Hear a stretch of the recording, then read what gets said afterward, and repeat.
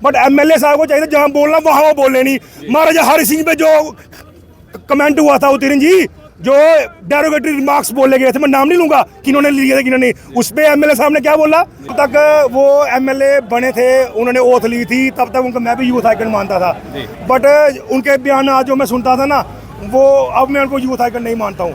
लेकिन अगर आप वहां पे जाके उस मुद्दे को अगर आप आग के हवाले कर रहे हैं तो कहीं ना कहीं जब आने वाला टाइम आएगा तो कॉन्सिक्वेंसेस आपको भुगतने पड़ेंगे। 302 नहीं है, ये यूएपी है, अनलॉफुल एक्टिविटीज ऑफ प्रिवेंशन। एक कम्युनिटी को सपोर्ट कर रहे हैं, एक कम्युनिटी को सपोर्ट करने के बजाय हमारे हिंदुओं को सपोर्ट नहीं कर रहे, हम हमारे लोगों को मारे, उसमें कोई किसी की कोई बयान नहीं उनका। जो है मैं आपको ये बताना चाहता हूँ, जो शैतानी शक्तियाँ आप सोच रहे हैं कि एनसी की गवर्नमेंट आ गई है तो आप यहाँ पे जागरूक हो जाएंगे, तो भूल जाइए आप। हिंदू हितों का हनन हुआ तो खून बहेगा सड़कों पर, हिंदू हितों का हनन हुआ तो खून बहेगा सड़कों पर, हिंदू हितों का हनन हुआ तो खून बहेगा सड़कों पर, हिंदू हितों का हनन हुआ तो खून बहेगा सड़कों पर। जय श्री राम। बंद करो, बंद करो, टारगेट किलिंग बंद करो।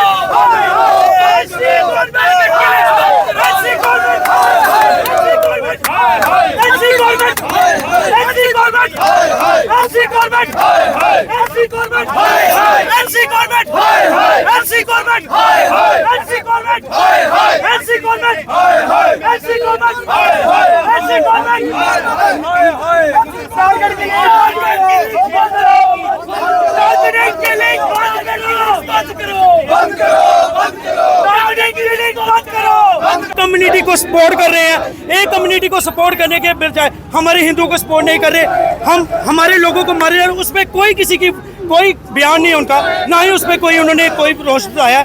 उनका पीएसओ आप देख रहे होंगे वीडियो में कि उनका पीएसओ गोली लोड कर रहा है। क्या वो हमारे जवान लोगों को, वहाँ लड़के को मार देते? वो कैसे मार देते? वो नहीं मार सकते थे। एमएलए बनी का कहना था मैं तो सिर्फ हालचाल जानने आया था, परिवार से मिलने आया था, मैं तो आपने जब वो किडनैप हुए तो तब आप कहाँ थे?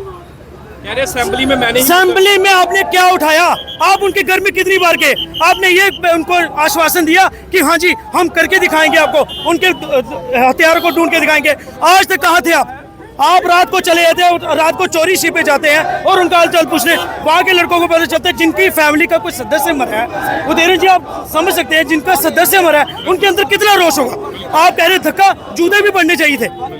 और अंडरग्राउंड वर्कर को सपोर्ट करने की बात भी की गई है, किस तरह से देखते हैं ये सब जो आप जो है? मैं आपको ये बताना चाहता हूँ, जो शैतानी शक्तियाँ आप सोच रहे हैं कि एनसी की गवर्नमेंट आ गई है तो आप यहाँ पे जागरूक हो जाएंगे, तो भूल जाइए आप। सेंटर में आज भी हम हैं और देश के लिए हम भी मर मिटने के लिए हमेशा तैयार हैं। आपके ये मंसूबे हम कभी कामयाब नहीं होने देंगे। क्या देखते हैं, पहले शांतिपूर्ण एक इलाका था बिलावर, साथ में सुकराला देवी भी है, बिल्कुल वहाँ पर भी हम जाते हैं, तो इस तरह से कुछ महीनों से जो है वहाँ पर सिर्फ कभी संदिग्ध देखे जा रहे हैं, तो किस तरह से देखते हैं कि माहौल कितना खराब हो रहा है? मैं आपको बता रहा हूँ कि 32 वर्ष उम्र हो रही है, आज तक हमने ये चीज़ नहीं देखी। ये पहली बार मैं रसाना केस हुआ था, चलिए वो तो चलो जो है, लेकिन ये जो हुआ ये बहुत ही निर्मम था। उस टाइम बॉलीवुड की इंडस्ट्री सारी आ गई थी, आज कहाँ है वो इंडस्ट्री? आज वो इंडस्ट्री कहाँ है जब हमारे हिंदुओं की निर्मम हत्या कर दी गई है? आज वो इंडस्ट्री कहाँ है? आज वो बड़े बड़े नेता कहाँ हैं? कहाँ मर गए हैं वो? आए ना यहाँ पर हमारी सपोर्ट करें। अब बोले ना कि हाँ जी हिंदुओं के लिए टारगेटिंग के लिए कर गई है, हम उनके साथ खड़े हैं, क्यों नहीं खड़े? अब वो आए ना यहाँ पर। तो अभी आपने देखा कि एक शरारती तत्व ने माहौल खराब करने की भी जो है वो कोशिश की। जो शरारती तत्व यहाँ पर माहौल करने की कोशिश कर रहे, मंसूबे कामयाब नहीं होंगे तेरन जी। हम बहुत बलशाली हैं, शक्तिशाली हैं, महादेव की कृपा, किसी के मंसूबे यहाँ कामयाब नहीं होंगे। जिनकी जो लोकल सपोर्ट प्रोवाइड कर रहे हैं ना, उन्हीं को वही लोग हैं। अब ये लोगों की मॉडल सप्रेंटी देखिए आप, इन्होंने अब सीधा पहाड़ से ऊपर से फेंकना शुरू कर दिया कि पता लगे कि ये नेचुरल डेथ है या किसी ने मार दिया, मर्डर है 302। ये 302 नहीं है, ये यूएपी है, unlawful activities of prevention act है। ये मॉडल सप्रेंटी चेंज किया इन्होंने। अब लोकल सपोर्ट के बिना कुछ नहीं होता उधर जी। एमएलए बनी के खिलाफ काफी ज्यादा क्रोश है आप लोगों के अंदर, क्या क्या ऐसी क्या वजह होगी? एक तरफ युवा जो है उन्हें एक यूथ आइकन मारना शुरू हो गए थे और अब एकदम से उनके खिलाफ प्रदर्शन जब तक वो एमएलए बने थे, उन्होंने ओथ ली थी, तब तक उनको मैं भी यूथ आइकन मानता था। बट उनके बयान आज जो मैं सुनता था ना, वो अब मैं उनको यूथ आइकन नहीं मानता हूँ। मैं इंडिविजुअल क्वेश्चन की बात करता हूँ। मैं अलबत्ता मैं उनको जानता हूँ, मैं बड़ा पुराना जानता हूँ उनको, हमारे उनके पुराने रिलेशन है। मगर बात ये है कि अगर आपको लोगों ने बोला कि बिलावर में नहीं आओ भाई, हम आपके खिलाफ हैं, हम आपके प्रेशर करेंगे, और यार आप पब्लिक रिप्रेजेंटेटिव हो, नहीं आते, कल चले जाओ मिलने से। जो शहीद का परिवार है, कल मिलो, परसों मिलो। आप नहीं बोला कि नहीं मैं आना जो करना कर लो, है ना। ये कन्फर्मेशन नहीं बननी चाहिए। मैच्योर राजनेता यही होता है जो पब्लिक की बात सुने। उन्होंने सुनी नहीं, अब कन्फर्मेशन हो गई है। जहाँ बोलना था वो वहाँ बोलते नहीं है। मैंने मुद्दा उठाया पहले असेंबली में इन तीनों लापता लोगों का भी। इन तीनों का उन्होंने मुद्दा नहीं उठाया। इन्होंने 2 का जरूर उठाया था, जो वहाँ पे जिनकी डेथ हुई थी पहले।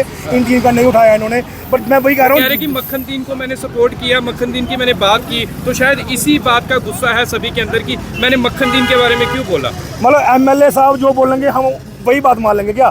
मक्खन दीन की डेथ हुई, उसमें हमारा क्या लेना देना है? उसने फांसी लगाई, बेचारे ने, मर गया वो तब्दील जारी है, क्या करना क्या नहीं करना। बट एमएलए साहब को चाहिए जहाँ बोलना वहाँ वो बोले नहीं। महाराजा हरि सिंह पे जो कमेंट हुआ था उतीरन जी, जो डेरोगेटरी रिमार्क्स बोले गए थे, मैं नाम नहीं लूंगा कि इन्होंने लिए थे कि इन्होंने, उस पर एमएलए साहब ने क्या बोला, उस पर वो साइलेंट है। अब ज़्यादा नहीं बोलूँगा। हमारा मुद्दा था जो टारगेट किलिंग हुई 3 लोगों की, हम उनके खिलाफ हैं। हम चाहते हैं एसएसपी ऑपरेशंस जो पहाड़ी क्षेत्र का है, आमिर नाम है उसका, उसको ट्रांसफर किया जाए, इमीडिएटली सस्पेंड कर दो उसको। यहाँ वाली पुलिस असमर्थ नहीं है, वो वाली पुलिस असमर्थ है। इसलिए बताता हूँ मैं एग्जाम्पल देके। एक सरपंच को मिलिटेंट मिल गए पहाड़ में, उसने बोला पुलिस वाले को लोहाई मलार में कि मारा, वहाँ पे मिलिटेंट अफराली बन जाएगा। आप विश्वास करेंगे, उस बंदे को, सरपंच को थ्रेट आया मिलिटेंटों का कि तूने हमारी लोकेशन बताई है, तेरे को छोड़ेंगे नहीं। अब तक वो वहां पे गया नहीं है, वापिस नहीं गया। दूसरी बात, मिलिटेंटों ने एक बंदे को पकड़ा, उसको बोला भाई तू अपना वाईफाई दे दे हमें। उस बंदे ने मरता क्या ना करता, उस बंदे ने वाईफाई दिया। वाईफाई देने के बाद उतीरन जी, उसी एसपी ने उस लड़के पे पीएस से रिकमेंड किया। अब बताओ, वो अलगाववाद को खत्म कर रहा है एसपी या उसको बढ़ावा दे रहा है? उसके साथ साथ एसएसपी कठुआ भी बराबर का जिम्मेवार है भाई साहब, बराबर का जिम्मेवार है। महबूबा मुफ्ती का नाम आपने लिया ना, महबूबा मुफ्ती का एक ट्वीट आता है, उसमें ये लिखा जाता है कि नहीं जी, ये लड़ाने की कोशिश की जा रही है, मुस्लिम को बांटा जा रहा है कि भाई मुस्लिम लोग ऐसे करते हैं। ये सारा गलत षड्यंत्र जो है वो रचा गया है। ये मुस्लिमों की बात कर रही है ना, जो खटाना एमपी बना है वो भी मुसलमान ही है, वो देशभक्त है। महबूबा मुफ्ती के बयान जो वो देशभक्तों वाले होते हैं, एंटी सोशल बयान होते हैं उसके, ठीक है। उसके फादर साहब भी वो थे, होम मिनिस्टर थे जब उसकी किडनैपिंग हुई थी। अब उसमें जाएंगे, महबूबा मुफ्ती बातें कहाँ सुन रहे हो जी? वो देश विद्रोह करते हैं, विद्रोह, उन्होंने विद्रोह किया हुआ है। तो यही हमारी मांग है, एसएसपी जो पहाड़ी क्षेत्र वाला है उसको इमीडिएट ट्रांसफर कर दो, हो सके तो एसएसपी कठुआ को भी ट्रांसफर कर दो साथ ही साथ, ठीक है। और टारगेट किलिंग बंद होनी चाहिए। अलगाववाद जो फैल रहा है, क्रैक डाउन कर दे आर्मी पहाड़ी क्षेत्र में। अगर कठुआ में भी ऐसी कोई परिस्थिति उठ रही है तो यहाँ कम हो जाए। वो माइग्रेशन जो है वो बंद होनी चाहिए। माइग्रेशन ये टारगेटेड, ये जानबूझ के है कि हिंदू वहां से पलायन कर जाए। इधर वैसे नारे तो बिलावर से शुरू हुए थे लगना, क्यों शुरू हुए थे? वो उधर के लोगों ने रिजेंटमेंट थी कि यहाँ पे एमएलए बिलावर, एमएलए बनी का यहाँ पे आप नहीं आए, हम आपसे नाराज हैं। तो वो डिस्पाइट लोगों के कहने के, लोग कौन होते हैं? वही होती है ना जो जिन्होंने वोट दे के जिताया होता है, नहीं माने, उन्होंने नारे शारे लगाया, शायद वो गलत हुआ, वो नहीं होना चाहिए था। तो यहाँ भी लोगों ने नारे लगाए हैं क्योंकि लोगों को पसंद नहीं आया, कि उनका रवैया पसंद नहीं आया, उनका बोलने का तरीका पसंद नहीं आया, इसलिए लोगों ने नारे लगाए। देखिए जी, बस ये पुतला जलाया गया है अलगाववाद का। ये सेपरेटिस्ट जो लोग हैं जो अलगाववाद की सपोर्ट करते हैं कि मिलिटेंसी को कैसे कराना है, कैसे हिंदुओं का पलायन कराना है, कैसे टारगेटेड किलिंग करानी है, पूरा प्लानिंग के तहत जो प्लानिंग बनाते हैं वो पाकिस्तान के लोग हैं। पाकिस्तान में बैठे हुए हैं, वो हमारे इंडिया में भी बैठे हुए हैं, और वो चाइना में बैठे हुए हैं। जनरल बिपिन रावत जी ने एक बात बड़ी अच्छी बोली थी कि हमें 3 फ्रंट से खतरा है, एक पाकिस्तान से, एक चाइना से, और इंडिया के अंदर से खतरा है। जो हमारे इंडिया के अंदर से खतरा है, ये उन्हीं लोगों की वजह से टारगेट किलिंग हो रही है। अदरवाइज अगर ये लोग हमारे अंदर के जाए अंदर अगर ये नहीं रहे ना, तो यहाँ पे टारगेट किलिंग नहीं होगी और पलायन कभी नहीं होगा हिंदुओं का। किस तरह से देखते हैं कि आए दिन ऐसे मामले जो सामने आते हैं, पुलिस कितनी नाकाम है? भाई साहब, पुलिस जो है, अब मैं आपने पुलिस की बात की है, अब मैं डीजी साहब पे कोई कमेंट्री करूंगा क्योंकि डीजी का कोई लेना देना नहीं है ग्राउंड में। ऊपर का जो पहाड़ी क्षेत्र है, वहाँ का एसपी साहब है, उनका नाम है आमिर, उनका पूरा लेना देना है, उनसे कोई संभल ही नहीं रहा है क्या करना है क्या नहीं करना है। उनको उनको उनको कैसे काम करना है उनको पता ही नहीं है। उनके साथ साथ एसएसबी कठुआ को भी ले लो बीच में, अब कोई पता नहीं लग रहा कैसे करना है क्या नहीं करना है, कोई योजना नहीं है। हमारे लोग जो लोग गन पॉइंट पे मिलिटेंट जो है गन पॉइंट पे एक आदमी को बोलते हैं कि अपने फ़ोन का वाईफाई दे दे, उसने वाईफाई दिया, बिलावर की बात बता रहा हूँ मैं, लोई मलार की वाईफाई दिया तो उसने उसी बंदे पे उसी एसएसपी साहब ने पहाड़ी क्षेत्र वाले ने उस पे पीएसए रिकमेंड कर दिया। अब वो बंदा क्या करे, कहाँ जाए। दूसरी बात मैं आपको इसी की एग्जांपल देता हूँ। एक सरपंच साहब ने क्या बोला कि मैंने मिलिटेंट देखे फलाने जगह में बिलावर में, मगर उन्होंने पुलिस को बताया, पुलिस ने आगे वो इन्फॉर्मेशन लीक कर दी। अब बताइए अब पुलिस क्या करे। अब ऐसा जो कड़ुआ का क्या लेना देना उससे। अब तो अकाउंटेबिलिटी तो जो पहाड़ी क्षेत्र के एसएसपी है उनकी है ना, इसीलिए हम कहते हैं कि उनको इमीडिएटली उनको ट्रांसफ़र किए करें। और साथ में ये जो पाकिस्तान समर्थित लोग हैं उनको भी उनकी लिस्ट पुलिस के पास बड़ी है, ऑलरेडी बड़ी है, बट उन पर क्रैकडाउन कैसे करना है कब करना है ये पुलिस का काम है। हम कहते हैं कि जल्दी से जल्दी किया जाए और टारगेट किलिंग और जो माइग्रेशन है हिंदुओं की वो बंद हो जाए। 3 दिन से उन लोगों को क्यों नहीं ढूंढा गया, कहाँ जो स्पेशल टास्क फोर्सेस बनी थी उन लोगों का क्या काम था। और मैं स्पष्ट बात करना चाहता हूँ, जो वीडियो के रूप में यहाँ पे छुपे हुए हैं, हम लोग कभी भी इस बात को टॉलरेट नहीं करेंगे कि पर्टिकुलर लोगों की किलिंग की जाए।